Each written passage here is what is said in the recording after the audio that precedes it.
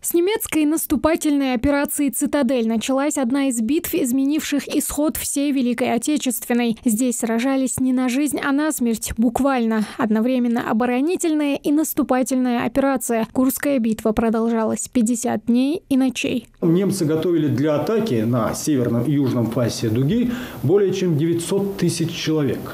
2,7 тысяч танков, более 2000 самолетов. Это была мощнейшая группировка немецких войск, которая составляла 70% всех танковых соединений, причем отборных танковых соединений на Советско-Германском фронте. Наши силы были даже больше, чем у немцев. Мы противоставили немцам 1,3 миллиона человек, более 3500 танков, более 2000 самолетов. В ней участвовало порядка 4 миллионов человек, среди которых около 100 наши земляки. И это только те, чьи имена смогли обнародовать историки и исследователи. Ауша Магомед Гирей Аббасович, 1920 года рождения. Окончил он Казанское танковое военное училище. Призван в ряды Красной армии с 1941 года. Воевал он за Сталинград, на Курской дуге и многих других направлениях.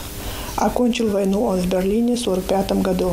Награжден он орденом Красного Знамени, Красной Звезды. В музее краеведения можно увидеть фотографии 50 солдат, выходцев из Ингушетии, кто воевал на Курско-Орловском наступлении. В их числе и Альмурзиев Магомед Эльбузарович. Он был призван Назранским райвоенкоматом в октябре 1939 года.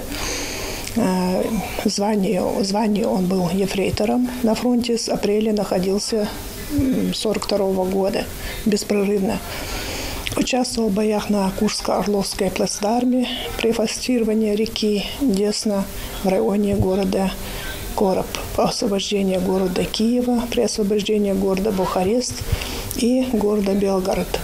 Награжден он медалями за боевые заслуги и орденом Отечественной войны второй степени. Крупнейшее танковое сражение, подобное которому не знали ни до, ни после. Это была попытка немцев отыграться за Москву и Сталинград. 2 ударами с севера и юга они собирались окружить советские части. Войска противника делали ставку на новые танки. Прямо с конвейера шли «Тигры», «Пантеры» и «Фердинанды».